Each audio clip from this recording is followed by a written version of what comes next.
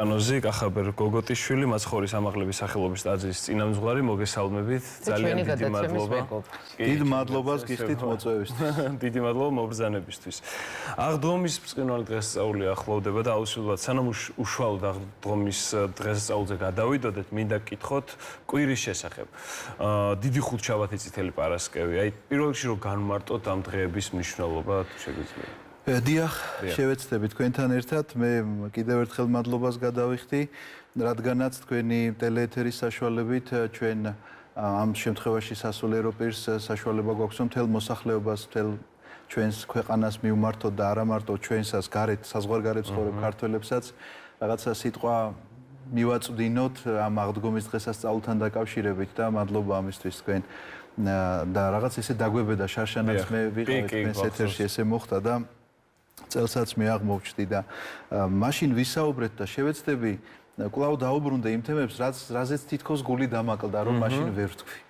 პირველ რიგში მაინც თქვენ კითხვას დაუბრუნდები და გეტყვით ამას, რომ ეს არის მარხვა, რომელსაც 40-თა მარხვა ეწოდება, ანუ 40 დღიანი მარხვა ეწოდება და თუ ჩვენ გადავთვლით ამ დღეებს, რეალურად ეს მარხვა მთავრდება ბზობის დღეს, ბზობას რასაც ვეძახით. ეს არის მაცხოვრის დიდებით შესვლა იერუსალიმში, რეალურად ამ დროს მარხვა მთავრდება.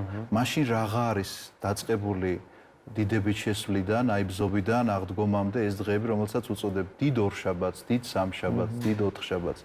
ეს არის მარხვაზე ბევრად უფრო დიახ ნებისკვირა. მარხვაზე ბევრად უფრო აღმატებული დღეებია. ეს გახლავთ დღეები, როდესაც ადამიანმა პირდაპირ გეტყვით, რაოდენ გასაკვირიც არ უნდა იყოს, დროში უნდა იმოგზაუროს. დროში უნდა იმოგზაუროს არა იმ რაღაცა ფანტასტიკური ჟანრით, რომ თითქოს აი მე მანქანა არსებობს და ჩაჯდება შიგნით და წავა, არა.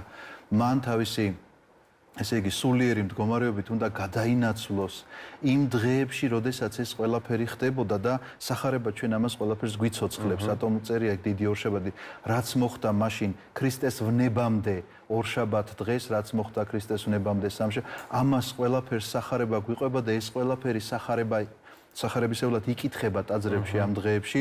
ჩვენ ამ დღეებს ვიხსენებთ და სულიერად გადავინაცვლებთ თითქოს დროში და ვხედავთ ამ ყველაფერს, რას აკეთებდა მაცხოვარი, რომ ორშაბათს მაგალითად ლეღვის ხეს უთხრა, რომ ნურავის ენახოს შენგან ნაყოფი და გახმა მომენტალურად ეს ლეღვის ხე და ამის გამო სხვათა შორის ძალიან ბევრს გონია, რომ ლეღვის ჭამა არ შეიძლება. ეს არავითარ კავშირში ამასთან არ არის. ეს არის სიმბოლო იმისა, რომ ნაყოფს რაც არ გამოიღებს იმ ხის ქონას აზრი არა აქვს უბრალოდ. ასეთი გახლავთ შემდგომი დღე სამშაბათი, რომ მაცხოვარი თქვა კვლავ რაღაც სხვა ქადაგებას წარმოთქვამს, ოთხშაბათი დღე, რომელსაც ის სხვა ქადაგებას წარმოთქვამს და ოთხშაბათს მოხდება სხვათა შორის იმ გადაწყვეტილების მიღება იუდას მიერ, რომ გაცემული უნდა იქნას მაცხოვარი. დგება ხუთშაბათი, როდესაც ის თავის მოციქულებს ფეხებს დაბანს და ზიარებით აზიარებს, როდესაც ეუბნება, რომ ეს არის ხოცი ჩემი პურზე მითითებით და ეს არის სისხლი ჩემი ღვინოზე მითითებით და ის აზიარებს თავის მოციქულებს, მათ შორის იუდასაც და ამ თემას მე აუცილებლად დაუბრუნდები, იმიტომ რომ გითხარით რომ რაღაც რაც დამაკლდა მინდა შევავსო მეთქი. ამის შემდგომ არის მისი შეპყრობა, ჯვარცმა უკვე პარასკევი. შაბათი არის ესე იგი სრული მდუმარება, დღევანდელი დღე, იმიტომ რომ შაბათს საფლავში მდებარეა მაცხოვარი, ყოველ შემთხვევაში ასე ფიქრობენ მისი მოციქულები და მენელსაცხებლე დედები, რომლებიც როგორც კი დაღამდება შაბათი და გათენებას იწყებს, მაშინვე გარბიან. ეს არის ერთშაბათი, ანუ კვირა დღე, ერთშაბათი ესე ეწოდება ძველქართულად. გარბიან და ნახავენ რომ საფლავიც არიელია და აი ამ სიხარულის მოლოდინშია მოკლედ ეხლა გარინდული მთელი სამყარო შეიძლება ასე ითქვას. ამიტომაც ქვია ამ დღეებს დიდი დღეები, ამიტომაც ქვია ამ დღეებს რომ ეს მარხვა კი არ არის, რაღაც უფრო აღმატებული, იმიტომ რომ როდესაც ადამიანი ამბობს რომ რაღაცა მარხვაში შედის, რაღაცა მობილიზებას აკეთებს, ის რომ თქვათ იქ საკვე პროდუქტები როგორი უნდა მიიღოს, ლოცვითი კანონი როგორი უნდა კონდეს, თქვათ, რაღაც ყველაფერს ამას რაღაც არეგულირებს და ეს გახლავთ დღეები, როდესაც ეს ყველაფერიც კი განზე არის გადადებული. იწყებ მარხვას, თითქოს იწყებდე რაღაც მოგზაურობას და ამ მოგზაურობის დროს რას აკეთებთ, იცით, აი, როდესაც სადმე სამოგზაუროდ მიდიხართ, ეხა რომელი ადამიანი წაიღებს თან როიალს, არავინ, ხო, ხელის შეშლის მეც რას მოუდანს. წაიღებს იმ აუცილებელ ნივთებს, რაც ამ მოგზაურობაში გამოადგება. ასე არის მარხვის განმავლობაში, რომ ამაზე ხარ მობილიზებული, გჭირდება ეს, გჭირდება, თქვათ, გზამკვლევი და ეს გზამკვლევი შენთვის არის სახარება. ეს გზამკვლევი შენთვის არის იმ წმინდანების ცხოვრება, რომლებიც ყოველ კვირას იხსენიებენ. მაგალითად, პირველი კვირა მართლმადიდებლობის ზეიმია, შემდგომი კვირა გრიგოლ პალამას ხსენება, შემდგომი კვირა გახლავთ იოანე კიბის აღმწერელის ხსენება, შემდგომი კვირა გახლავთ მარიამ მეგვიპტელის ხსენება და რატომ ჩამოვთვალე ახლა ეს ყველაფერი, რომ ეს ყველაფერი გზამკვლევია, რომ შენ ამას თვალს ადევნებ, რომ სად მიდიხარ, საითკენ მიყავ ხარ, ამ მარხვარს და შენს აი ამ აუცილებელ ზურგჩანთაში მხოლოდ ის ნივთები გიწყვია, რაც ამ მოგზაურობისთვის აუცილებელი. ეს არის მარხვა, მაგრამ კიდევ უფრო მეტი მობილიზაცია გჭირდება, რომ დასახულ მიზანს მიაღწიო, აღარც ეს ზურგჩანთა, აღარც ეს გზამკვლევი ფაქტიურად, არამედ სულიერი გადანაცვლება იმ ადგილას, საითკენაც მილტვოდი და უსმენ მაცხოვარს, რომელიც ქადაგებს ორშაბათს, სამშაბათს, ოთხშაბათს, უყურებ მის გაცემასაც, უყურებ მის მიერ ფეხის დაბანასაც მოციქულების მიერ და როგორც უკვე ჩამოგითვალეთ, სხვა ყველაფერი დანარჩენი დრო რო არ დავკარგო. თქვენ თქვით, რომ მე უნდა დავბრუნდეო, მე აუცილებლად. დიახ, მინდა ამ თემას დავბრუნდე, იმიტომ რომ მე მინდა რომ ჩვენს მაყურებელს და თითოეულ ჩვენგანს სწორი წარმოდგენა შეექმნას იუდა მოციქულთან დაკავშირებით. ეს იყო მოციქული, რომელსაც ღმერთმა მიანდო ყველაზე დიდი პასუხისმგებლობა მინდა გითხრათ. ეს პასუხისმგებლობა იყო, რომ ყუთი, რომელიც შემოწირულობა შემოდიოდა ქისა, მაშინ ახლა ესე ყუთით არის. ქისა, რომელიც შემოწირულობა შემოდიოდა, ინახებოდა ეს ქისა იუდას ებარა. ეს იყო ძალიან დიდი პასუხისმგებლობა, რომ ადამიანს ჩააბარო მიანდო მთელი საზოგადოება, რომ ნდობით გიყურებს, იმიტომ რომ იქ რო რაღაცა გაფლანგვა მოხდეს, იუდას კი არავინ არ დაადანაშაულებს. რა თქმა უნდა, იესო ქრისტეს დაადანაშაულებს. ანუ იუდა რომ მინდობილი არის იესო ქრისტესგან, ეს ჩანს ისედაც სახარებაში, მაგრამ არსად არ ჩანს აი ის სცენა რა ხდება, როდესაც ზიარება მიმდინარეობს. და ხატებშიც კი ხატწერას თავისი პრინციპები და ტრადიცია გააჩნია. ამიტომაც არ გამოსახავენ იმ რეალობას, რომელი რეალობაც სინამდვილეში იყო და მე მინდა გითხრათ, რა იყო ისტორიული სინამდვილე. მაშინ ასე სუფრასთან არავინ არ ჯდებოდა. მაშინ იყო ინახით ჯდომა, რაც ნიშნავდა იმას, რომ ნახევრად წამოწოლილ მდგომარეობაში იყვნენ ადამიანები, მარცხენა ხელზე დააყრდნობილი ვიყავი, მარჯვენა ხელით შემეძლო მხოლოდ ამეღო, სასმელიც მიმეღო და საჭმელიც მიმეღო. მაცხოვარი, როდესაც ამბობს, რომ ერთ-ერთი თქვენგანი გამცემს მე და პეტრე იქ სახარებაშია მოთხრობილი, პეტრე ეუბნება პირდაპირ, რომ იოანე ღვთისმეტყველს ანიშნებს, რომ კითხეო ვიზზე ამბობსო და იოანე ღვთისმეტყველზე წერია, რომ მის მკერდზე ქონდა თავი მიდებულიო და რატომ ქონდა თავი მიდებული, იცით, რომ ინახით, რომ წვანან, აი ესეთ მდგომარეობაშია, რო წარმოიდგინოთ ეხა ესე თევზებივით რო ჩაალაგო მოკლედ და ანუ იოანე ნათლისმცემელს აქ აქვს მისი ისა იესო ქრისტეს აქ აქვს იოანე ნათლისმცემლის თავი და ეუბნება მაცხოვარი, რომ აიხლაო ჩავაწოფო მე ამასო კურსო და ვისაც მივაწოდებო ის იქნება. იოანე ღვთისმეტყველს ეუბნება. ჩააწობს და მიაწოდებს ვისი თავიც, მისი თავიც, ვის მკერდშიც იყო. ეს იყო იუდა. იუდას მკერდში იყო ქრისტე მაცხოვრის თავი. ამას ეხლა მე შემთხვევით არ უყვები. იმიტომ რომ ბოლომდე ყველა საქციელში იუდას ეუბნება, რომ არ გააკეთო ის, რის გაკეთებასაც აპირებ. იუდა უზის მას იქ ხატებში ისე გამოისახება, თითქოს იუდა ყველაზე შორს არის და ყოველთვის პროფილში და ეს ხატწერის პრინციპებია, მაგრამ ისტორიული რეალობა ასეთია, რომ ქრისტე მაცხოვარს იუდას მკერდში აქვს თავი, როგორც იოანე ღვთისმეტყველს იესო ქრისტეს მკერდში აწოდებს მას და იუდაც ამას მიიღებს უტიფრად და რომ ხედავს მაცხოვარი, რომ არაფერი არ შველის მის უტიფრობას პირდაპირ ეუბნება, რომ მიდი და გააკეთე, რაც ჩაფიქრებული. ესეც მხილება, ესეც სიყვარულით მოპყრობაა, რომ იქნება ახლა მაინც გამოფხიზდე, რომ ვიცი რასაც აპირებ. ვიცი რა ჩანაფიქრიც გაქვს. მიდი და გააკეთე, ეუბნება. ესეც არასწორად არის ხშირად გაგებული მოსულან ადამიანები და უკითხავთ, რომ აი, ხო დაავალა, უთხრა წადი და გააკეთე. არა ბატონო, ასე არ არის. ეხლა ვიღაცას რო უთხრა ჩამარტყი ხმალი ზურგში, მართლა ხო არ უნდა ჩაგარტყას, ეს ხო მინიშნებით ალეგორიულად არის ეს გამოთქმა, ესე ნათქვამი, რომ მიდი და გააკეთე ნიშნავს იმას, რომ ვიცი რასაც აპირებ და არ არის ეს საქმე კარგი საქმე. ამიტომაც რაზე მინდოდა იცით ყურადღება გამემახვილებინა, რომ ასე ეფერება ქრისტე ღმერთი თითოეულ ადამიანს, მათ შორის იუდას, თითოეულ ჩვენგანს, ასე ეფერება, ასე უფრთხილდება, სულ ერთი მისთვის არასდროს არავინ არ არის და ეს ჩვენ არასდროს არ უნდა დაგვავიწყდეს. ეკლესია სწორედ ასეთ მიდგომით უნდა იყოს თითოეულ ადამიანთან. არ შეიძლება რომ ეკლესიამ ვინმე დაკარგოს ყველაფერს ეხა თავისუფალ ნებაში ვერ ჩაერევა, ვერ იძალადებს, ძალადობრივად ხელფეხშეკრულს ეხა ვერ შემოიყვანს შიგნით და გინდა თუ არა შემოსული უნდა მაგრამ შემოსულს ასე უნდა გაუფრთხილდეს. ვინც არ შემოსულა, მას ისე უნდა გაუფრთხილდეს, რომ რაღაცა თავისი სიტყვით, ქადაგებით, მოფერებით, რომ მოაწონოს ეს ყველაფერი თავისი საქციელით პირველ რიგში, თავისი ყოფა ცხოვრებით უნდა აჩვენოს ეს მაგალითი და ეს უნდა იყოს ქადაგება.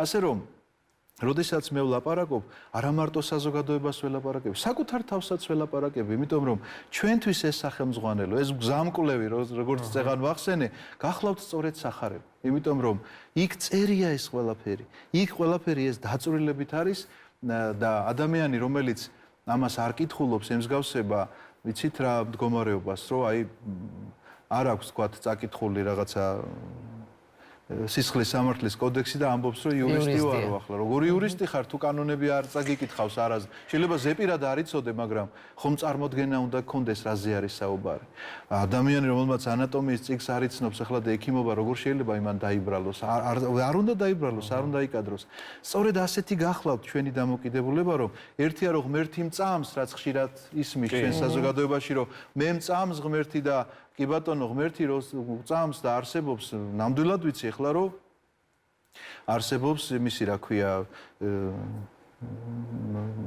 ნიჩეს ტომები მაგრამ ყველა წაკითხული კი არა მაქვს ვიცი რომ არსებობს და მისი სწავლება არსებობს რაღაცა მაგრამ არა მაქვს წაკითხული და არ ვიცნობ მე ამ პიროვნებას მე ვიცნობ მას მაშინ როდესაც მისი მოძღვრება ვიცი ანუ ქრისტეს მოძღვრება თუ მაინტერესებს მე თუ მინდა ვიცნობდე ქრისტეს უნდა ვკითხულობდე მას და აქედან ხდება სწორედ მისი გაცნობა აქედან შემოდის ჩემში მისი სული და აქედან ხდება ჩემი დაკონტაქტება მასთან იმიტომ რომ მე მწამს ღმერთისა ვილაპარაკო მხოლოდ ამაზე მაგრამ არანაირად ჩემი საქციელი არ გავდეს მორწმუნისას ეს პირიქით დამაბრკოლებელია საზოგადოებისთვისაც და არანაირად მაგალითის მიმცემი არ იქნება და ვერ იქნება ვერავის. ზუსტად ამაზე მინდა და მეკითხავს, აი ამბობს ადამიანი ღმერთის მწამს, თუმცა სხვა გზაზე მიდის. ამბობს რომ მარხულობ, თუმცა მისი ცხოვრების წესი საერთოდ სხვას ამბობს. აი როგორი უნდა იყოს მარხვა და ზოგადად არსით რას ნიშნავს მარხვა და როგორ უნდა მარხულობდეს ადამიანი.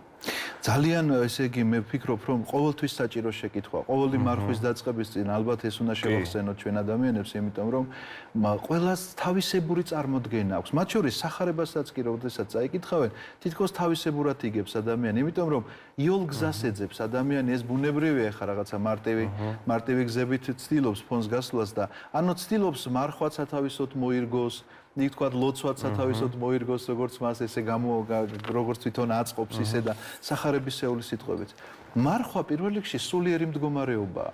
პირველ რიგში ეს არის სულიერი მდგომარეობა და არავითარ შემთხვევაში არ ნიშნავს ეს იმას რომ თავი უნდა დავიტანჯო მე რაღაცის თუნდაც არ ჭამით, მაგრამ სამაგიეროდ შემეძლოს ცუდად მოქცევა. საზოგადოებაში ან ვიღაცასთან გალანძღვა, განკითხვა, გინება და ასე შემდგომ და ასე შემდგომ.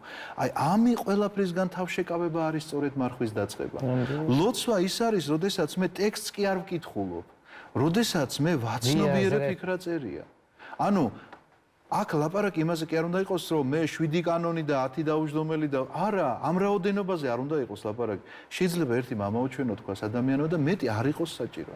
იმიტომ რომ აი ესეთი ლოცვის შედეგი იცით როგორია, მაშინ რომ მიხვდება ადამიანი თითქოს რაღაცა ბევრი ცხიმიანი რომ ჭამოდა, მეტი რომ აღარ შეგიძლია აქ თითქოს აქ არის ამოსული, სწორედ ამ მდგომარეობამდე შეიძლება მივიდეს და ამ პირიქით თავისუფლებას. დიახ და ასე გათავისუფლ. დიახ და არის ეს მდგომარეობა ნამდვილად და ნახეთ რა წერია სოლომონის სიბრძნეში რომ თაფლს თუ იპოვიო ძალიან კარგია მაგრამ იმდენი უნდა ჭამო რომ არ ამოგანთხიოსო რაც იმას ნიშნავს რომ ზომიერება სადაც არ არის დაცული იქ რაღაცა მეორე უკიდურესობაში ვარდება ადამიანი ეს მარხვასაც ეხება ეს ლოცვასაც ეხება იმიტომ რამდენადაც ტკბილი და რამდენადაც სასარგებლოა თაფლი იმდენად მაწყინარია თუ მას უზომოდ მიიღებს ადამიანი და ზომიერებას არ დაიცავს აქედან გამომდინარე სწორედ რომ ჩვენ ამ ყველაფერს ეკლესია უნდა არეგულირებდეს. შენ თუ ამას ცდილობ, რომ შენით გააკეთო ეს ყველაფერი. გამოდის რომ ღმერთია, განა იმას ამბობ, რომ ეკლესია არ მჭირდება. ღმერთიც არ გჭირდება, ესე აქამდე მიდის, ამ დასკვნამდე მიდის ადამიანი ქვეცნობიერად და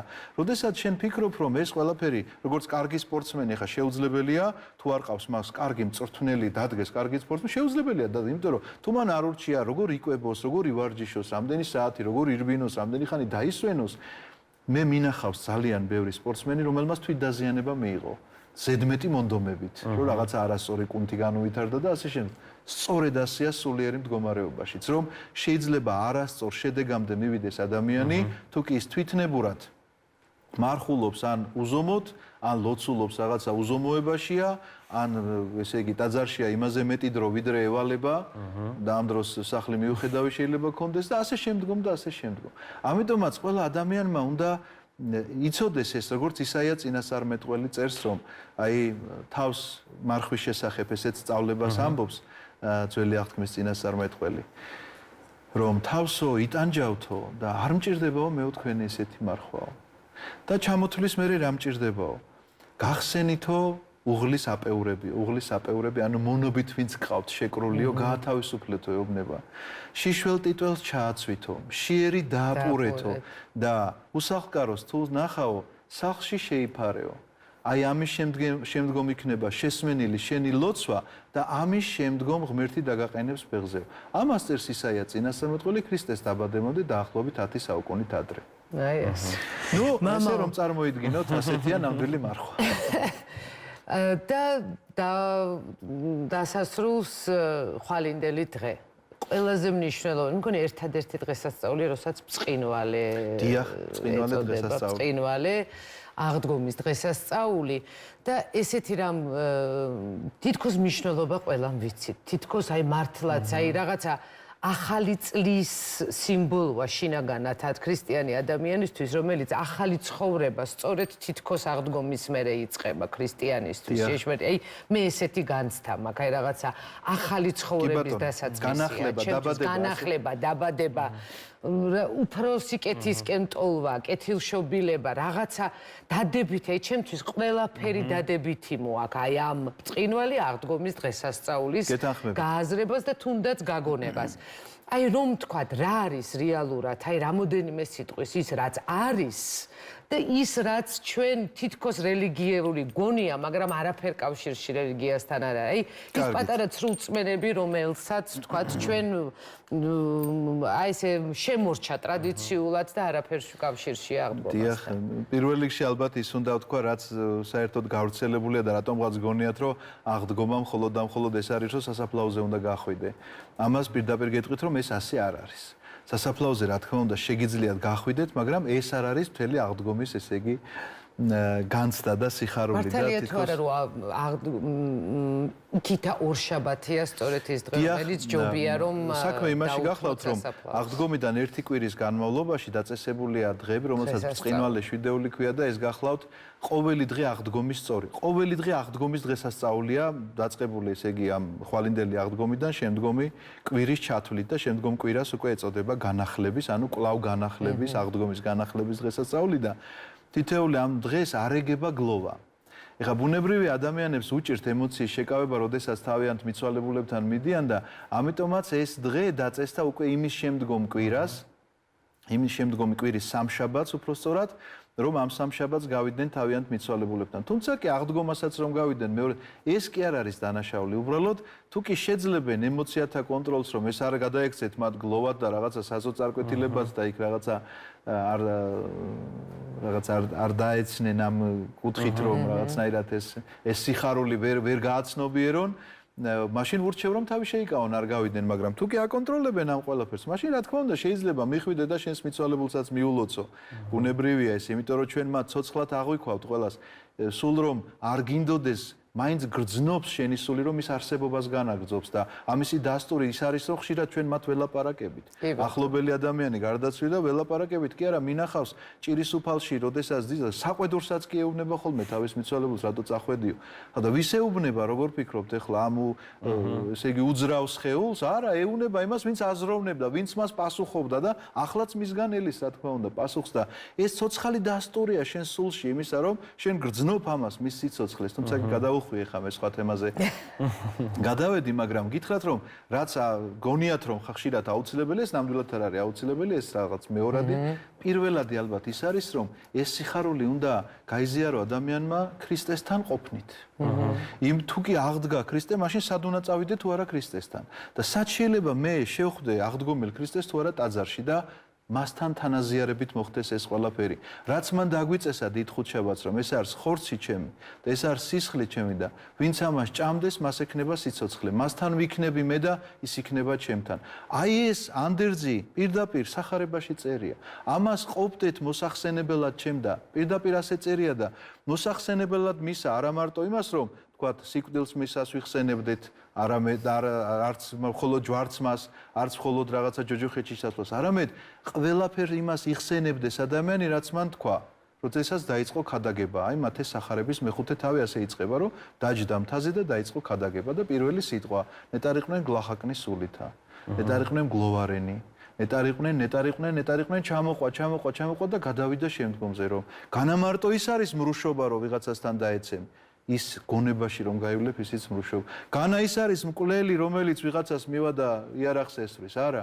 გონებაში რომ მოგივა მსგავსი ფიქრი მკვლელი. შენ ხარ მარილი ქვეყანისა გეუბნება. აი ეს ყველაფერი უნდა გახსოვდეს, გახსენებდეს ამ ყველაფერს, რომ განიცადო ნამდვილად ეს სიხარული, იმიტომ რომ ეს მარილად ვერ დარჩება, თუ კი მისი გემო განკარდავდა. რას ნიშნავს იცით მარილი? მას ორი თვისება აქვს, მეტი არაფერი. ერთია რომ აძლევს გემოს საჭმელს, მეორეა რომ ინახავს გაფუჭებისგან. ასე რომ ჩვენი რელიგიის მარილი სწორედ ეს არის, რომ არც გემო უნდა გავუფუჭოთ და შენახვითაც უნდა შევინახოთ ისეთი, როგორც ქრისტემ დაგვიტოვა და არა ისეთი, როგორცაც ჩვენ მოვიაზრებთ ხოლმე რაღაცა და ან დედაბრულის ზღაპრები რაღაცა გამოგონილი ამბებით მოგვივა ხოლმე და ერთ წინადადებით დავამთავრებ. აი მე მინდა რომ ასე შეეგებოთ ყველანი ამ აღდგომას, რომ მე ცხოვრება ხო უნდა გავაგრძელოთ. ეს აღდგომის სიხარული რაღაცნაირად ჩაივლის და კვლავ ვუბრუნდებით თითქოს ამ რუტინას. იფიქრეთ და იაზროვნეთ ჩემო ძვირფასებო ასე, რომ რა არის ყველაზე დიდი ცოდვა. ხშირად ადამიანები ამაზე ჩამოთვლიან, რომ გლელობა, ესა, არა. ყველაზე დიდი ცოდვა არის ის, რომლის ჩადენაზე შეგეძლო რომ თავი შეგეკავებინა და არ შეიკავ.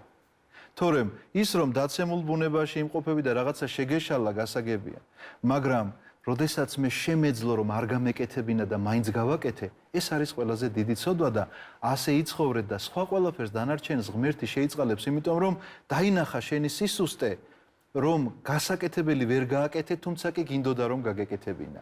ამიტომაც შეწყალებული იქნები, მაგრამ რისი გაკეთებაც შეგეძლო, ამისი აქედან გადადგმა თავისუფლად შეგეძლო და არ გადადგი, ამაზე ნამდვილად მოგვიწევს პასუხისგება და მე მინდა ყველას ასე გირჩიოთ, ყველას ასე გისურვოთ ამ აღდგომის რაღაცა შემართება ხო უნდა მოგცეთ ალბათ იმისთვის რომ გავაგრძელოთ ცხოვრება.